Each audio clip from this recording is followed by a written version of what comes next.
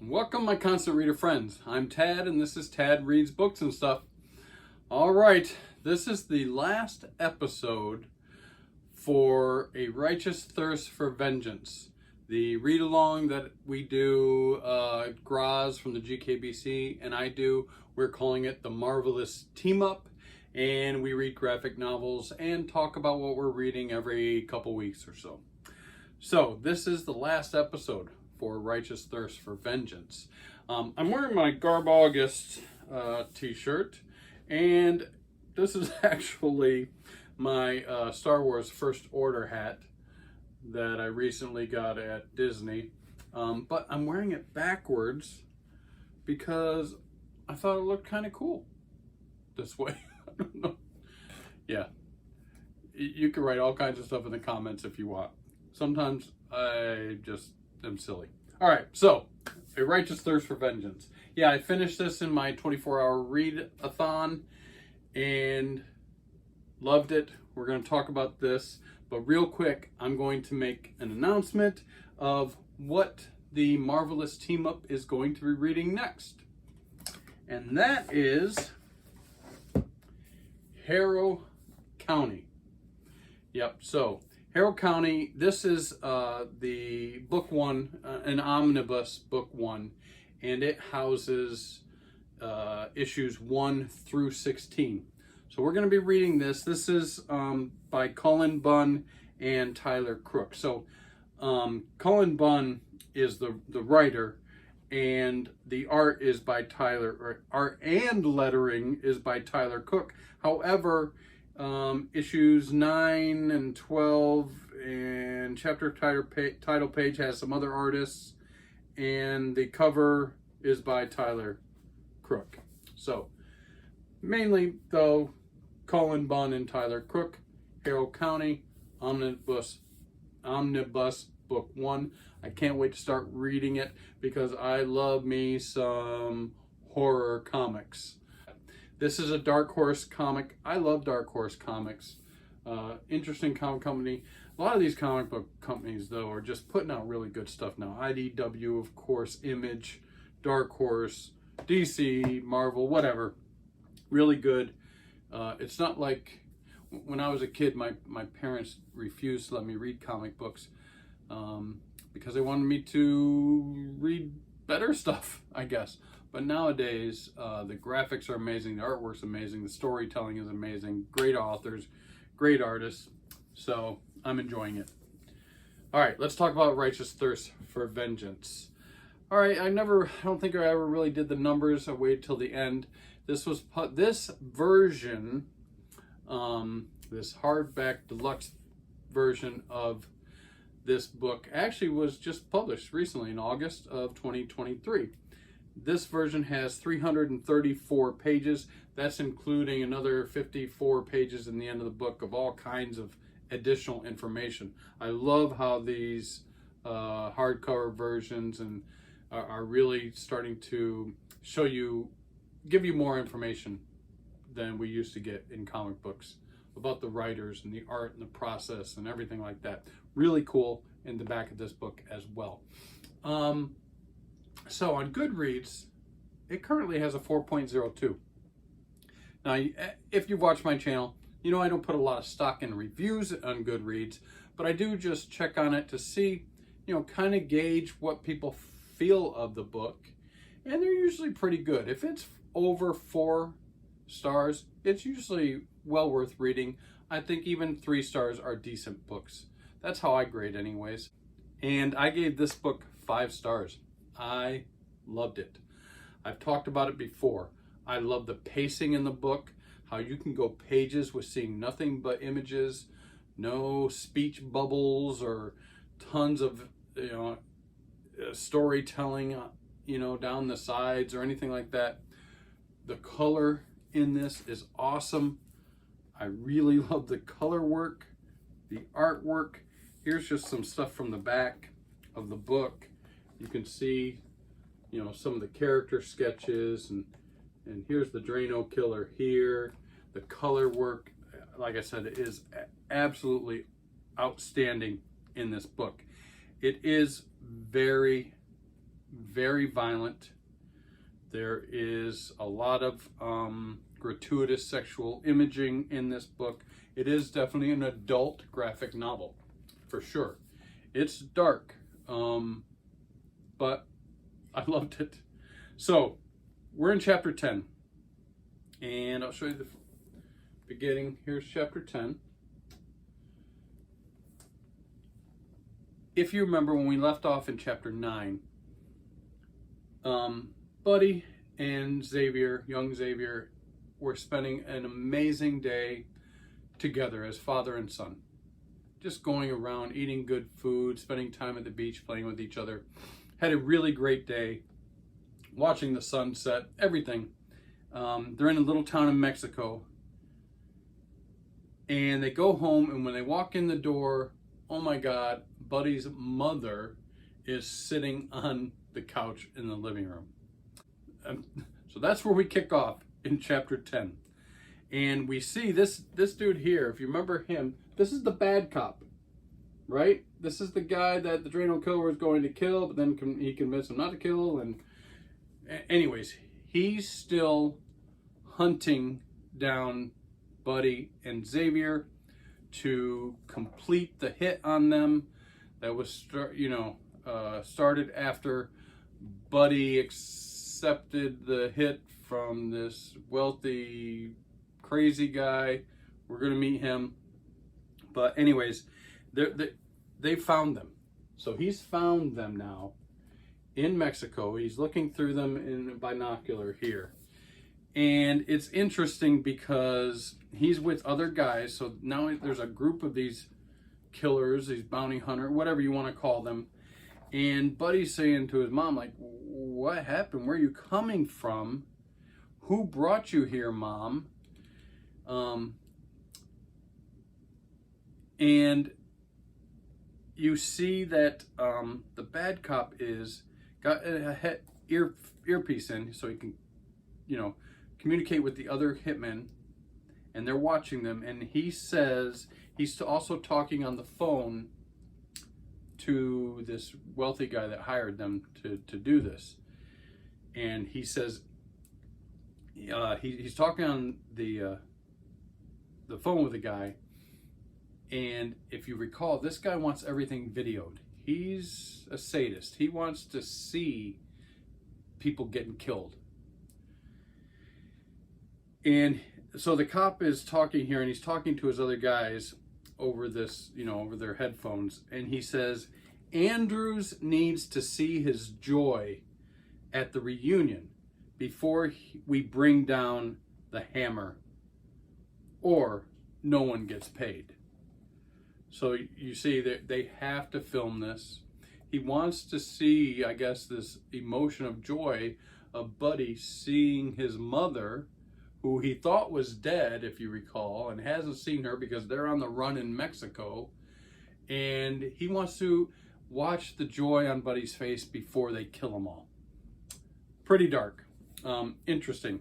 Now, of course, he says, Mom, he's like, what men brought you here? She says, men. He says, what men? And she's looking out the window. He looks out the window, and boop, they're discovered. So the bad guy goes, we're discovered. Go, go, go. And they start rushing the house. And of course, Buddy grabs his mother and Xavier, and they hit the ground just as bullets start flying, and they're strafing this house. Let me ask you guys something. I've watched tons and tons of movies and seen these type of scenes in millions of movies and read them in stories. How come when these people go to shoot up a house and want to kill people, they shoot like this level? In every one, the people hit the ground. Then they crawl and they get away. How many times have you seen this in a movie? When are these people who are trying to kill you learn to shoot down, to shoot lower? Start up high, all right, to get you to hit the ground, and then move down and start shooting lower so they can kill you. Incompetence.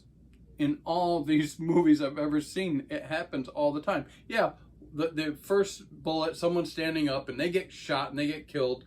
you know, but then everybody hits the ground, and I don't know. Just a little pet peeve. I'm going off on a tangent. But anyway, so they crawl, and Buddy says, hey, you guys got to get out of here. Go out the back door. Mom, do what Xavier tells you. We've already planned an escape route and everything. And they don't want to leave without him, but he's like, go, go, go. And then Buddy reaches underneath the sink area in the kitchen, and he's got a gun taped up there. These guys start breaking in the house, and again, we've talked about this before. So Buddy all of a sudden is like, I don't know, this amazing shooting machine. He can roll on the ground and with his pistol, and boop, he shoots a guy in the head. Boop, he dies behind something, and boop, he just starts shooting. He's taking everybody out because he's amazing somehow. We never, unfortunately, find the backstory for Buddy. Why is he this insurance adjuster dude, and he can do all these things, fighting, shooting, surviving, all these things? I don't know. And they don't explain it. But anyways, so the kid and his mom are running away, and Buddy has now killed a guy, and he's picked up the headphones, so now he can listen to what's going on. And he just busts through the door. He sets the house on fire. He's just, boom, he kills another guy. Boom, he kills another guy. Boom, now he's hiding behind a Jeep. Boom. And then he's shot about everybody he thinks. He looks up, and there's the bad cop, and they both got the draw on each other. You know, it's a Mexican standoff. Is that what they call it? In Mexico. And they both shoot. And yeah, so then we switch to the guy, Mr. Andrews, who is this big multi-mega millionaire, whatever, sitting on a yacht with naked women on chains, and he's talking to the bad cop, and the bad cop's like, well, the house is on fire, and we got him, but he doesn't believe it. He throws the phone over the side. He didn't get to see the videos that he wanted of these people dying horribly, but whatever. Then the bad cop goes and chases after, Xavier and Buddy's mom. He corners them in an alley. He's about to take them out, and blam, bam, he gets killed, shot from behind. And lo and behold, it is Mr. Green. I don't know if I can't show you the pictures because it's too bloody. But Mr. Green, if you remember, was one of the cops investigating that first murder way back in chapter 1 when we first started this book. I don't know if I can find it real quick for you. I don't want to spend too much time. Anyways. Yeah, here he is. This is chapter 2. This is Mr. Green. He's of the Vancouver PD. He's an investigator and a detective. And of course, here's the other one, the bad dude. He's here. So they were all from the beginning. And here now, amazingly, Detective Green shows up to save the day, kill the bad cop, gets Xavier and Buddy's mom in the car, and they take off. We're now on chapter 11. This is the last chapter. 10 years later. Interesting. 10 years later. Look at this over here. So Xavier's 10 years older. He's a young man now, and it looks like he's a prison guard. Here's him, doing rounds in a prison. Interesting. And then what happens over here? Well, we see Mr. Was I saying Anderson? If I was, I'm getting the Matrix mixed up. Not Mr. Anderson. If I said that, I'll check when I edit. Mr. Andrews. Mr. Andrews is this very mega wealthy, very powerful man. He's walking down these court steps. He's being arrested for an underground sex trafficking ring that he's been running. He's very powerful and knows very wealthy and powerful men, including the ex-president I wonder what this story is paralleling. Interesting. Anyways, yeah, Mr. Andrews gets arrested and he gets sent to a penitentiary in Pennsylvania, USA. And it's not a jail. It's like this posh resort for very wealthy criminals, apparently. I mean, it's got a Olympic-sized pool. It's got tennis courts. You can take tennis lessons from tennis pros.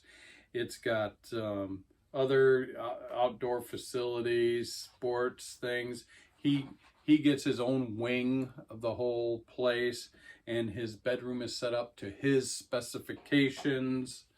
And he gets special dinners. Just let the chef know if you want anything special to eat.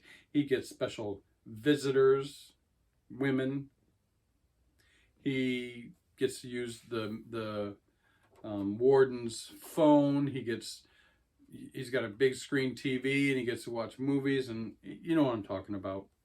It's just ridiculous how they treat some of these mega wealthy prisoners. But anyways, that's what they're showing off. And he's even at one point moves the camera in his room down so they can't see him, and he's doing cocaine off the table. So, and the guards see that he moved the camera, and they're like, oh, it must be having an electric glitch. They don't even bother with it. They don't even check it out. So he's getting away with murder. He's got his lawyer in there. The lawyer says, we'll have you out probably by tomorrow because the whole case against you is falling through. They're paying off people to not give any testimonies against him. And so the case is falling through. His lawyer thinks he'll be out like by tomorrow. So he's all happy, whatever. And then all of a sudden the door opens and he's like, leave me alone. I didn't ask for anybody. You know, he's getting ready to, he's drinking a martini. He's getting ready to, you know, move his camera down so he can do whatever else he's going to do in there illicitly. And we see the back of the prison guard. And yes, of course, it's Xavier.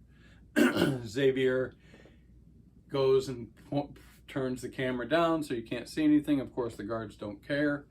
And Xavier exacts his revenge, the responsibility for the murder of his loved ones. So then he just basically walks out.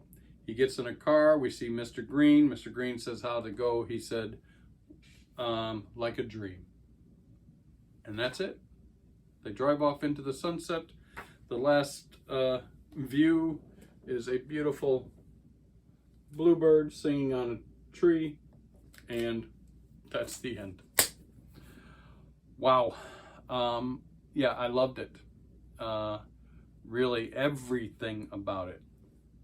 Like I said, I can't stress enough how much I like the artwork and the color and the darkness, the sparseness of thought balloons, or even a lot of dialogue.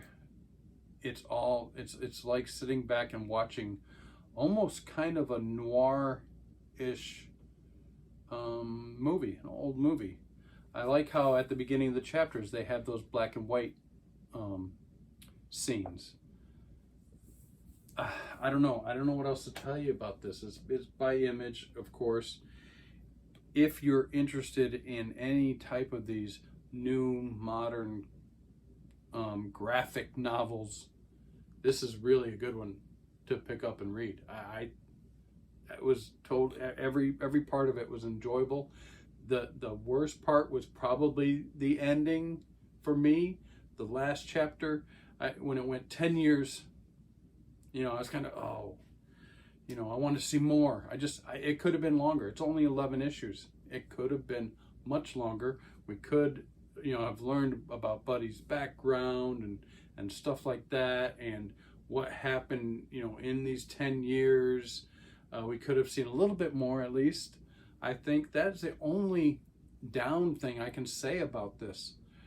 I suggest everyone read it. I think it's just wonderful. All right, guys, that's it. That's it for Righteous Thirst for Vengeance. by Rick Remender, and of course the art by Lima Araujo, and colors by Chris O'Halloran. As usual, if you found any entertaining value in my videos, please like, subscribe, and leave comments. And until next time, peace out.